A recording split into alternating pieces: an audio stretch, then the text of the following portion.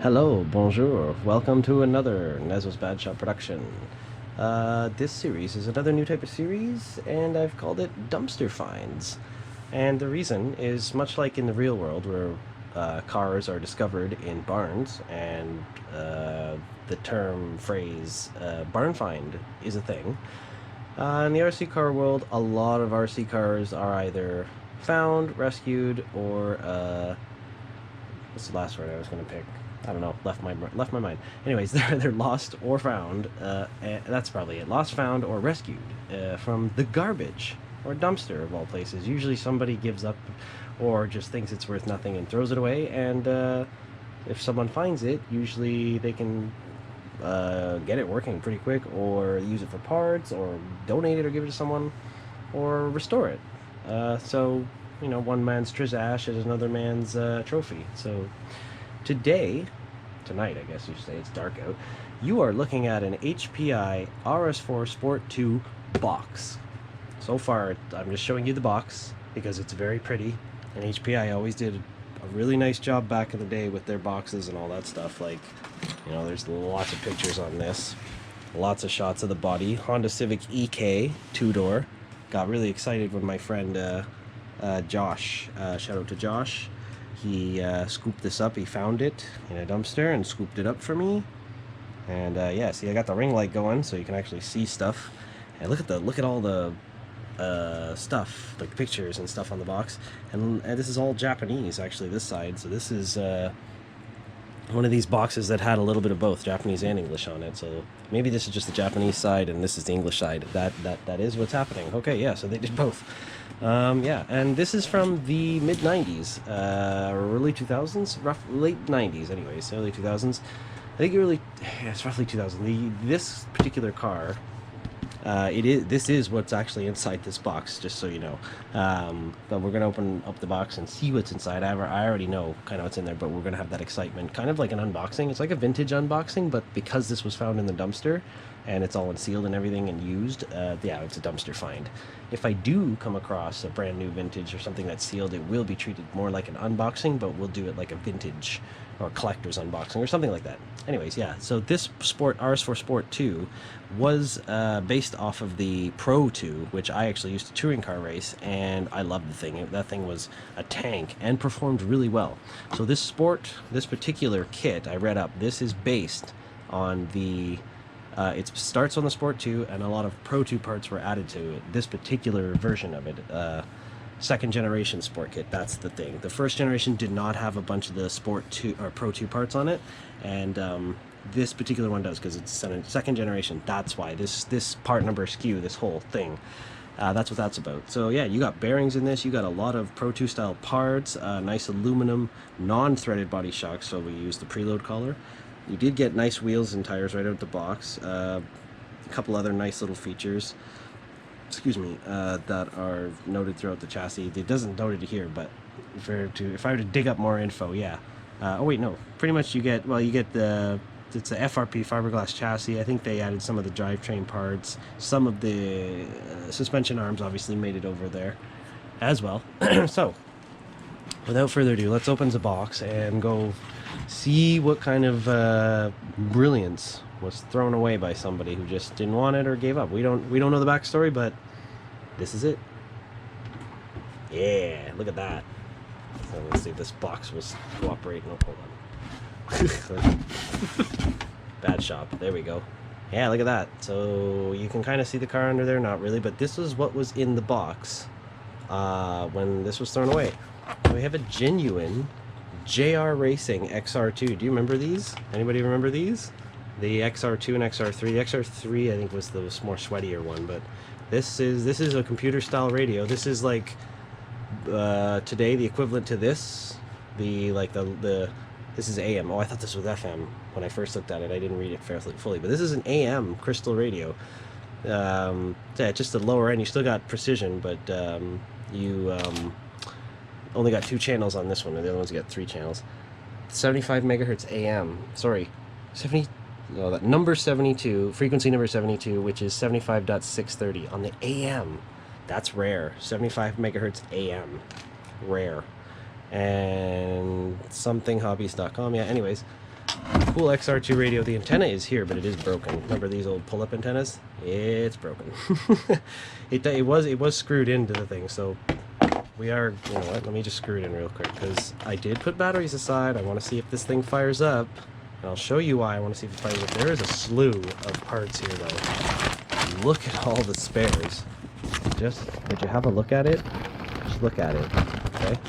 There's arms, suspension bits, posts, steering links, like so much spare stuff. A lot of this I think is what they had swapped off and gave you the trees anyway for the basic parts of the Sport 2, because a bunch of the parts that came in the second gen were adjustable, like adjustable turnbuckles and the suspension arms. It actually said on the box, just I wasn't paying attention right there, Pro 2 type suspension, equal length suspension arms, adjustable caster and camber, reinforced for more strength. So that's crucially what made this car a little bit better. You just had to tune this, whereas the Pro 2 out of box was pretty sweaty, pretty good. And look at this, look at this. You don't see stuff like this all the time anymore. This is genuine HPI replacement part number A410 RS4 wide bumper set. Like, that's so nice. Like, when you find stuff like this, like I literally just want to hang it on my wall of stuff there, on my pegboard, just to display it as cool. So it's like, I don't want to open this at all. There's really no need to, because this look at the car. There's no need to, because it's all complete. But stuff like this is, this is so cool. Anyways, we'll dive through these parts in a second. There's just like, look at all the spare stuff to make the car run. There's an extra spur gear in there. I think there's a pinion in there I saw before. Lots of spare bits. This car was definitely run for a while, or at least maybe raced or run. We're gonna find out, but I have a feeling it was raced. And first, well, let me dig the radio out, and we're gonna take this stuff out too, and I'll put it up here, and then we're gonna take the car out. Here's the car. There's the receiver. Just put that there. It's a complete car. Complete car. The only problem is there's no crystal in the receiver here, so I don't have a crystal. That's a bummer. But I'll power the car up and see if the car turns on, and I might have to just go grab a quick radio receiver at the end of the video, and then film an addendum and attach it to it, which is fine, no big deal.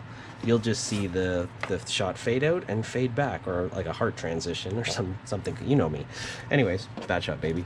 So there it is, 2-channel receiver, AM 75 megahertz, and they made it a life easy a little bit back in the day, or at least in this one. Steer, throttle, throw.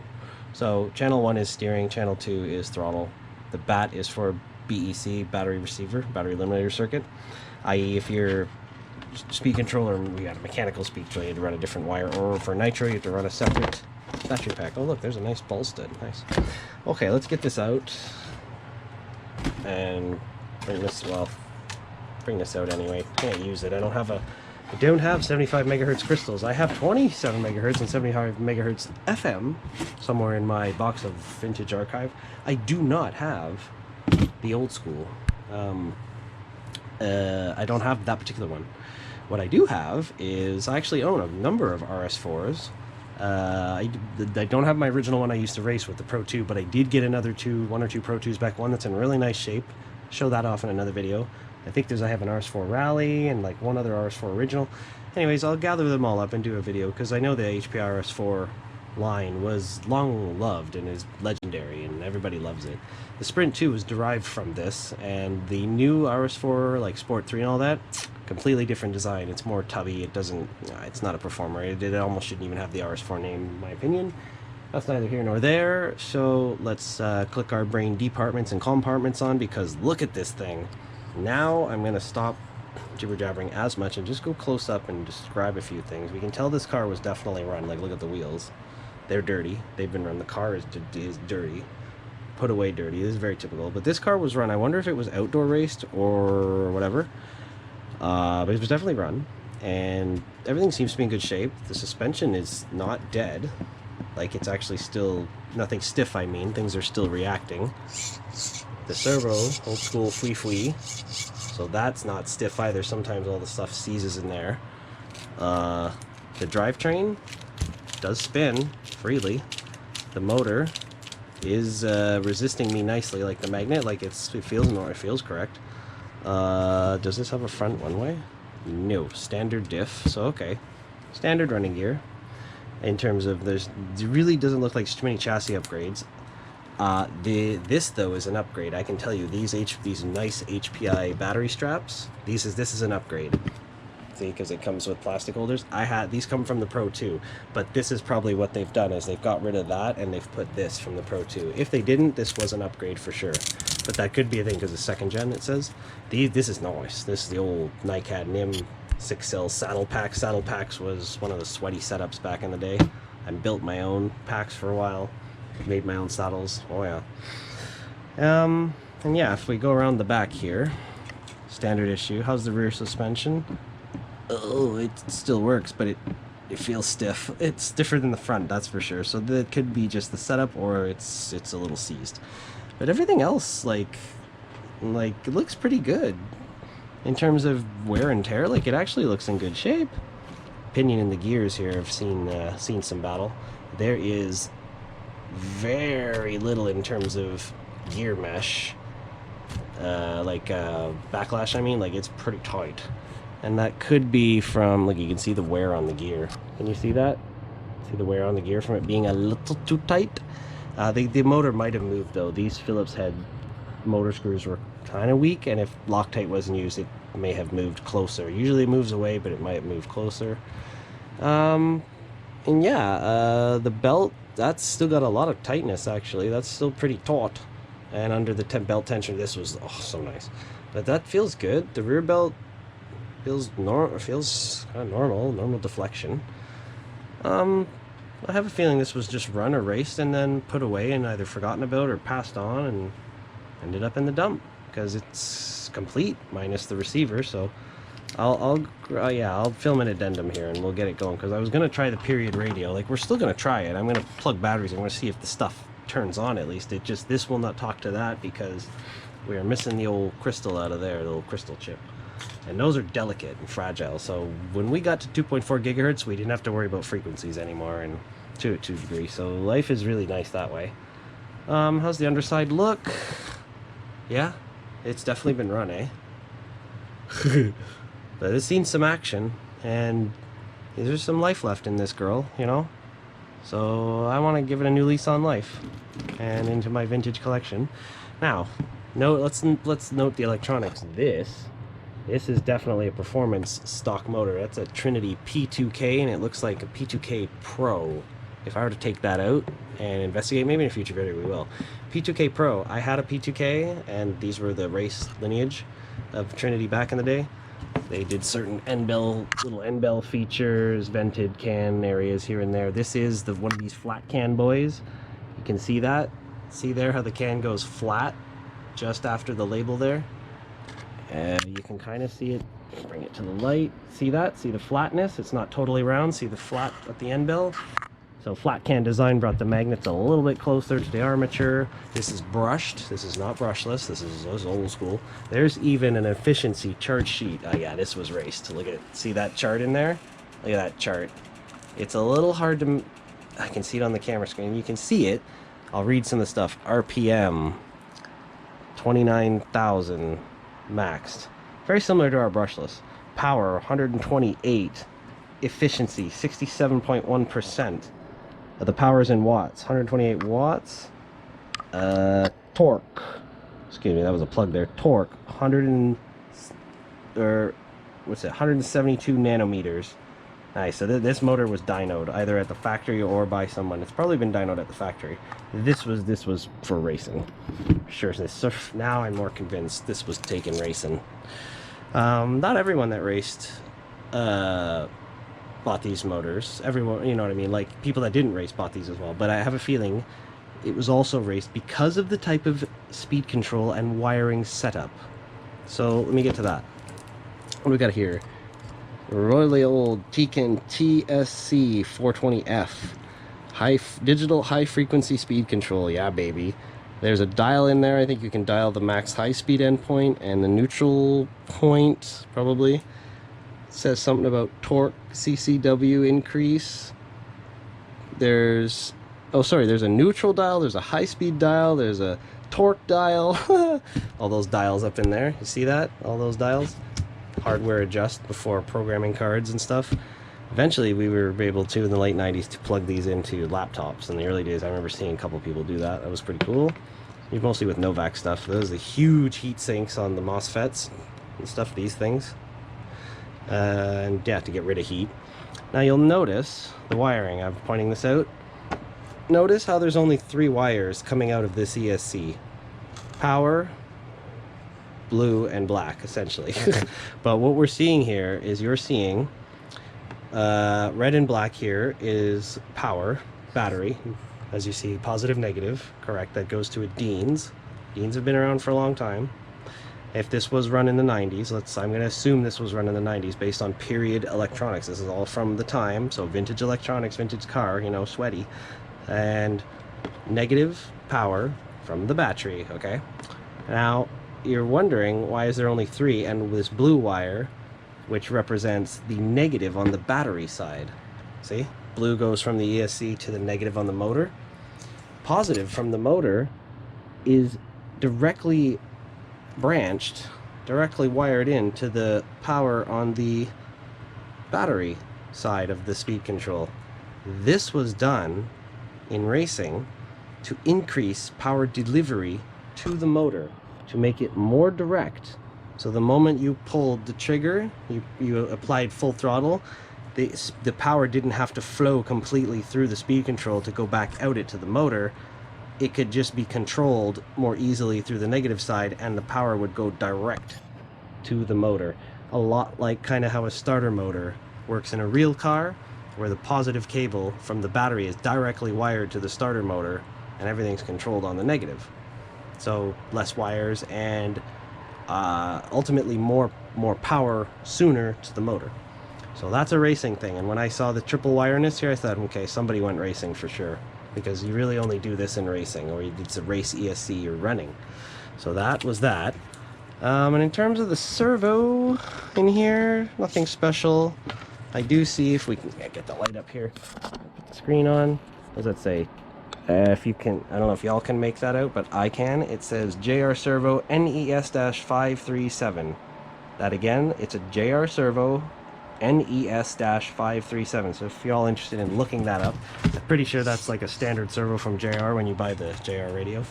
So yeah, like that's what a dumpster find, man. Like like one, it's an RS4, a vintage RS4 Sport 2, like the Pro 2. For me, that's just mwah. There's so many spares I already have that I could throw on here if I needed to, or upgrade it, but I will not upgrade it. All I would ever do is replace with brand new period parts, the exact parts that are in like the manual for this, in the manual that says to replace it with. That's all I'd ever do, just to restore it. If I wanted to clean it up and turn it into a shelf screen, but I could actually give this a run. We could film some running footage if it powers up. Now what I want to do is move the box, and I'm not going to go through all the spare parts because this is just there's a ton of them, but it's all spares and plastics and stuff like that. But that bumper part I left separate because that was really cool. I just want to plug in a battery and stuff and see what happens if the car fires up. And to do that, I will get one of the turntables, one of these guys, because it's good to have a turntable for working on your cars. Not so you can do this in the pits, you know. It's fun though, but it's more so you have a section to put your car, and ideally to spin work on it. That's really handy, but also keep the wheels off the ground in case you plug the battery in and it wants to take off. It'll take off on the stand and it won't take off your bench. Now look at that. I didn't test that. Look at how those diffs are nice and free. Gear diffs, standard gear diff, no oil, not like a YD2 drifter or anything where we're putting oil inside it, or a viscous diff or whatever. None of that. It was all gears back in the day. Some people did put some stuff in it, but you know, they pretty much ran just... You would replace this with a ball differential, basically, for racing. You go precision. You wouldn't screw around with the oils inside there. So, I have a battery off to the side here. I just want to see... Dean's. I just want to see what happens when I plug it in. If it freaks out, it's got an on-off switch. So if I turn it on and things light up, That's cool. If it turns on and spins, that's even better. We'll know it works. If it turns on and goes full throttle, then danger Will Robinson, Secret America team or Secret Canadian signal for help, and we'll see where this goes. And one-handed Dean's plugging is always fun. Yeah, get in there. I'll use my other hand while you're on the camera. Look at the point of view. Oh, she's in. Yeah. Okay, good. Look at that. Positive, positive. We're good. Okay. Car's clearly been turned off. Turning it on. Let's see what happens. I don't see any lights. Okay, no, not a worry. It might have already been on, and we just didn't get any kind of lights. And nothing. Okay, so that's not good. This is a charged battery. There's no burny smells. It's always good to smell for burning. It smells... This kind of smells like traction compound, to be honest. So there's that. This might require a receiver to turn on. Some of them did that, so I will just unplug that for safety. And I'm just going to move the card here on top of my charger. It doesn't fall down. I did want to check this and see if I could put y'all here. Just chill there for a minute. I wanted to see if this turned on. It has its battery tray. I've got batteries off to the side. We're going to do this quickly, and then I will find another radio and power this up and see if the car works on an addendum. I have to go find it. Oh my god. Yeah, there we go. Okay, so that's the battery tray. It's an 8-cell AA. Nowadays we're usually seeing like 4 AA's. And I just got a bunch of batteries here. I'm going to fire them because we're just going to quick use this. 4, 5, 6. I checked this as well. It doesn't look like there's any acid on it, so that's good. 6, 7, 8. Bam. Okay, now we've got a pack of 8 into this bad boy. And let's see what happens if she fires up. Ready? Oh, nope, nothing. I'm wiggling stuff around, pushing, nothing. Ooh, she might be dead. Well, I think we found the reason for why this got tossed out, quite possibly. Radio not functioning whatsoever. Let me just pull these tabs out in here.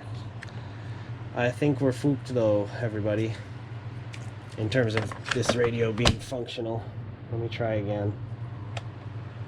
Nope. Nope, she did. Okay, so that answers that question. I have a feeling that's probably why this this car was thrown out. So that's that. Well, it was pretty neat though. Like, what a dumpster find though, eh? Like, oh. What a dumpster find. Just putting stuff back there. Yeah, that's impressive. Complete minus some radio pieces, like the crystal or whatever, and batteries. Well, batteries I didn't expect to be here, but you know what I mean. The battery tray, I'm pretty sure works, like, is okay, but that's all right. It's what I'd call a complete car, I guess, because there's running gear. The whole car is in one piece. It looks like it could fire up and run, even if, you know, whether there's electronics are here or not. Change the radio and I think we'll be good. But in terms of the find, like, very cool. JRX2 radio, AM 75 megahertz. That is rare. Okay, that's just rare by itself. And then yeah, period electronics. The motor's nice. I have a comm lathe. I can refresh that motor with fresh brushes if I wanted to. Yeah, and like the car has ball bearings throughout anyway, so the whole car could use a refresh and clean. But that's impressive. HPI RS4 Sport too. The only sad part is it didn't have the body with it. It would have been really cool if it had the Civic body, but oh well, beggars can't be choosers, you know. But yeah, that's it. RS4 Sport 2 4-wheel drive touring car.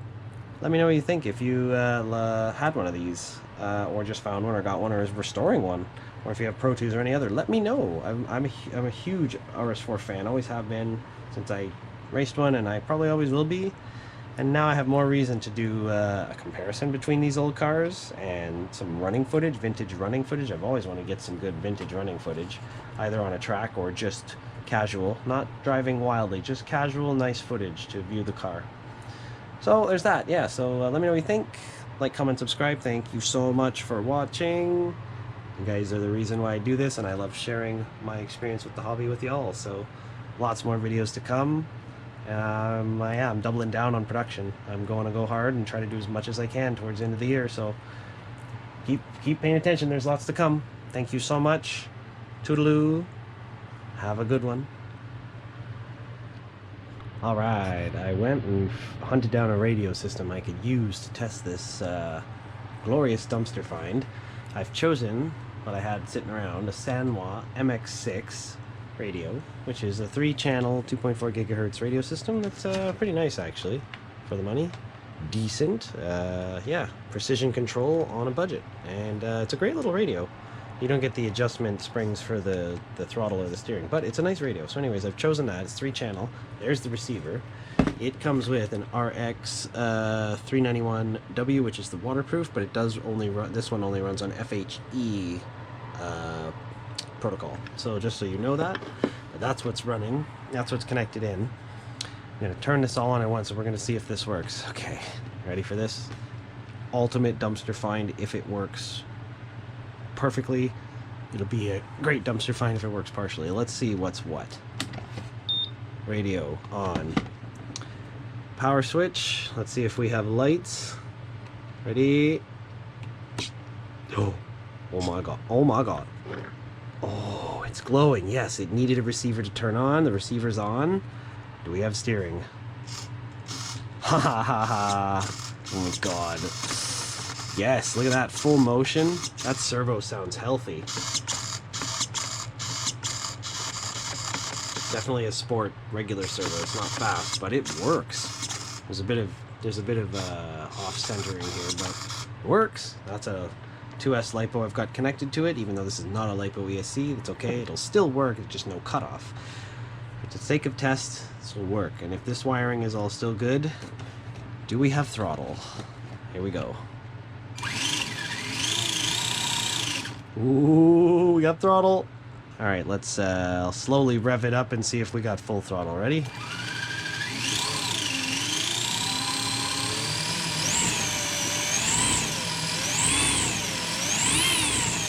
It's about half throttle. It's about half throttle there. Let me gas it up to full throttle. Let's see how healthy this motor sounds. It sounds pretty good, to be honest.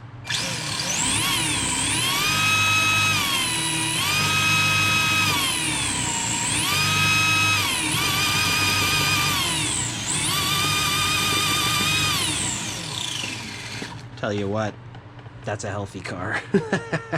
This was literally put away in working condition, probably in its prime, and that's a healthy motor. That thing sounds great. All the power is still there. I can hear it. So this will definitely get a running video with its vintage electronics, and I don't think I'll be able to slap a 2S in there, so I'll have to work something out. I might be able to get away with a 2S there.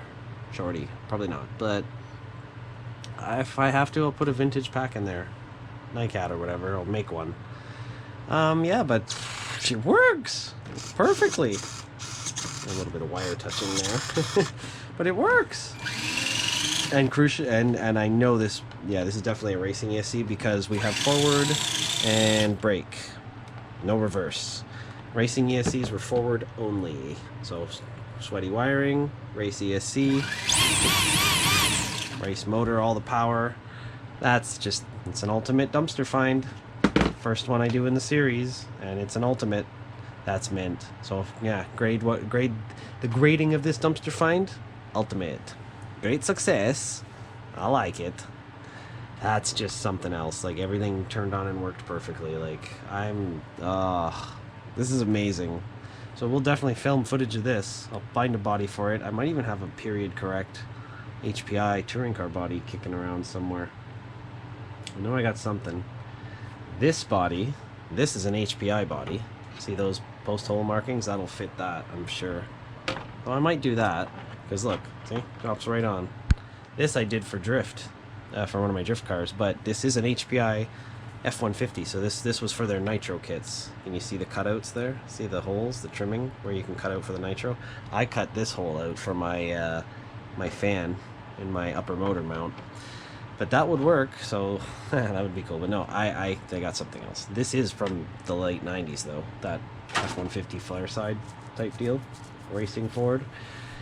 Yeah, so that, oh man, ultimate dumpster find, first one in the series. Like I said, like, comment, subscribe. Thank you for watching, and yeah, be on the lookout for some running footage and some comparisons to the other cars now that I have this, and it works perfectly. I can't believe it. Like, that's just mint. Well, there you have it. Thank you for watching. Let me know if you've got one. Like, comment, subscribe. RS4 Sport 2 dumpster find, ultimate. A good end to a nice video. Bye bye.